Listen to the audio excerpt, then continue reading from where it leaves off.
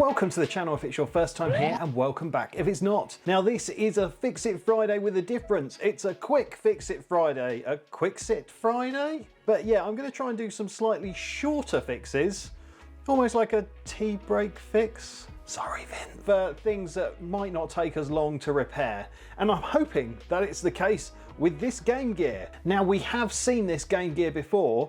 It was actually very kindly sent to me by Anthony Arnold, and it didn't go very well when I looked at it before. Expert. Shit. Essentially, this has had a recapping and a screen mod, and when it arrived, the screen mod had moved slightly, and when I tried to put the screen mod back to where it should be, it all just broke and went horribly wrong. But let me show you something. It works now, and the screen looks great. It's not wonky or moving around, and it looks pretty good. But there's a problem. You might be able to hear the problem, or not hear the problem, as the case is. There's no sound on this. I believe it's the soundboard at fault. Now this did used to make sound. The sound worked. It doesn't now. The sound and the power boards on these, as well as the main circuit boards, can go horribly wrong. Although the soundboard has been recapped, it doesn't seem to be working. But instead of doing lots of diagnostics and trying to figure it all out, we're going to do something a little bit quicker in this video. Yeah, that's install this. And this is the Game Gear Clean Amp, and it is by Retro 6. And basically this is a replacement amp board that's like a super high quality and amplified game audio output by 500%. I mean, it's gonna blow my ears off. So in this video, I'm gonna take the existing amplifier board out and put in this new one, and hopefully we'll get some sound back. Now don't worry that I'm copping out too much, because I've got another Game Gear on the way that's not in very good shape and will probably need a lot of work. If I do find that the soundboard on this is at fault, we can maybe look at that in another video, which will be a full-length Fix It Friday. But yeah, I just want to try and get this Game Gear working. I thought it'd be interesting for you to see how to swap it out anyway. So if you decide to get yourself one of these boards, you can see how easy it is. And I've also got something else to install in here as well, but we'll talk about it when we get to it. So first things first, we need to get the back off this Game Gear and get into it. So while I'm unscrewing everything, I'm going to give a shout out to all the people that have joined the channel. Now joining the channel costs from just 99p a month, and you can hit the join button down below or the link in the description. And basically it means I can afford to buy all the things you see me use on this channel. I don't have sponsors, I don't have big money deals with fancy people. I buy everything you see on this channel for myself, or it's gifted by nice people. Even if you don't want to do that, just hit like on the video, subscribe to the channel. That will all help push this video out to a wider audience and grow the channel and mean I get more ad revenue. And yeah, I want to do this as a job one day, so doing stuff like that will really help that happen. So yeah, let's crack open this and give a shout out to all those people who have already joined. So let's shout out those Kip fans who are Matt Lovey's, JRC Electrical, For the Burbs, Mark C, Wayne Cornish, Mike Cass, Rob Lynn and Tony Arnold. He sent me this Game Gear. Then we've got those wonderful early birds who are Roberta Goes Dean Ball, Sean at Cablesmith Electrical, Wayne's Retro World, Tim Salt and Sorcerer Stan. And oh my goodness, I love these people so much, and they love me too. They are our Kip lovers, and they are Bella Webster, Lawrence, Stestixpix and Richard R. Blaster. Then here she is, she's still here, she is our resident Kip nutter, and that is Becky Boobar. Thank you for all your continued support, Becky, and all of you other wonderful channel members. Now if you've got an original Game Gear that hasn't had any work done on it, then you will have an extra screw here, and this is like a game bit screw or something like that. Because this has got the screen mod, you don't actually put the screw back in here, because otherwise it will destroy the screen mod. So yeah, that might look a bit different. Anyway, let's get inside. That's what she said.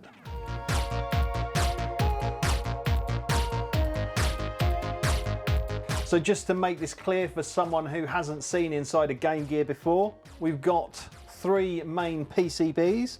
We've got this board here, which is the power PCB, which has been recapped. And then we've got the sound PCB. This is our trouble area. And then we've got the main game PCB. Again, this one has been recapped. And we just have to unplug the connectors from here and here. And also, this is the speaker connector.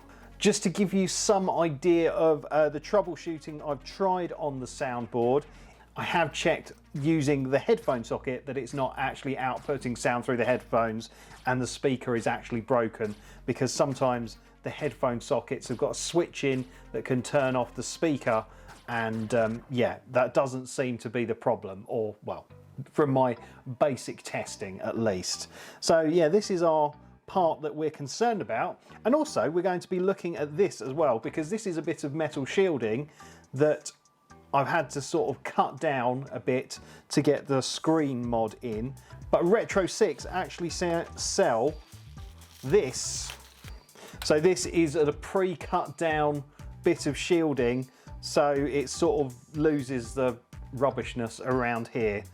So first job, before we do anything, is I'm just going to take this old bit of shielding off. This is entirely optional. I'm just doing it for aesthetics. It doesn't really make much difference.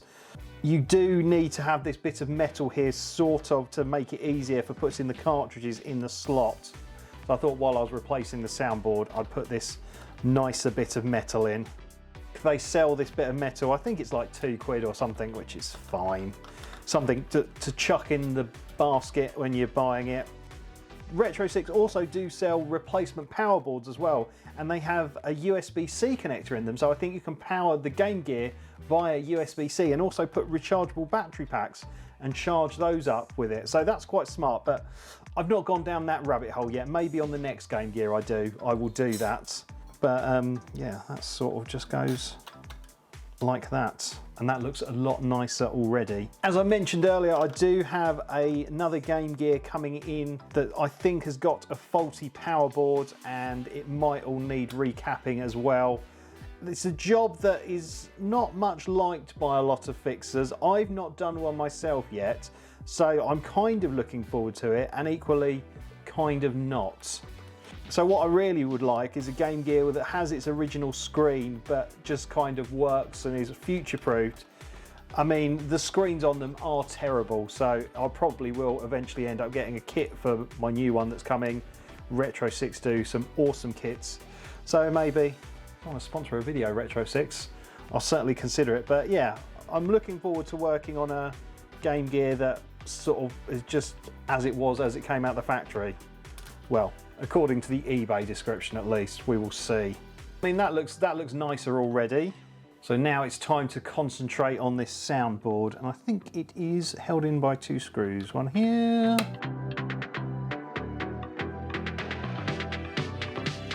So yeah, this is our original soundboard. It's been recapped and it looks okay, but obviously it's not working. So there's something at fault. I mean, I'm hoping that there's something at fault at this and not something wrong with the main board, because yeah, this is a quick fix it Friday. So here is our replacement. Love this packaging. Nice, look at that. So it's got on there earphones, volume, magic source, nice, speaker, power, more magic source, and board connector. Lovely. So yeah, it is literally a drop-in replacement. I will definitely have a look at that other soundboard, because, you know, I want to see what's wrong with it or see if we can fix it, but I just thought it would be interesting to see how one of these Retro 6 boards works. There we go, that's replaced. Now, I believe this cost me around about £18-ish. I'll put the details up on the screen, but it's certainly quite a small price to pay for something that's been very well designed and thought out, and hopefully should improve the sound. I mean, well, just having sound would be an improvement for now, to be completely honest with you.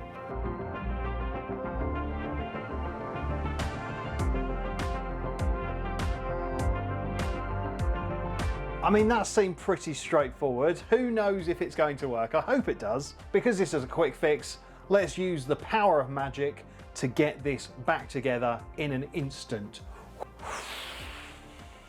Job done. Right, let's put some batteries in.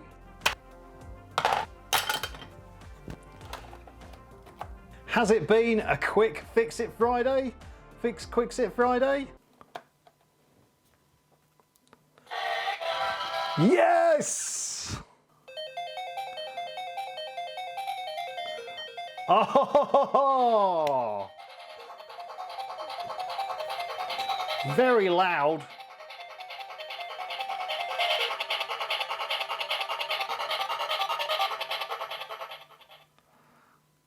Yeah, that's super loud.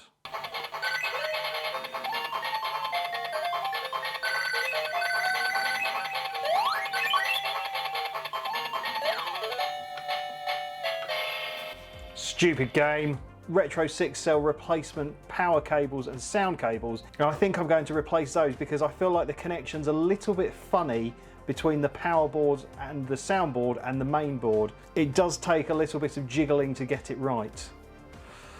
But yeah, it's definitely working. Definitely making sound. So there we go. My first quick Fix-It Friday. All sorted, all working, and I'm a happy boy. So yeah, you can't really ask for more. So thank you so much for watching. Don't forget to like and subscribe, but for now, it's game over.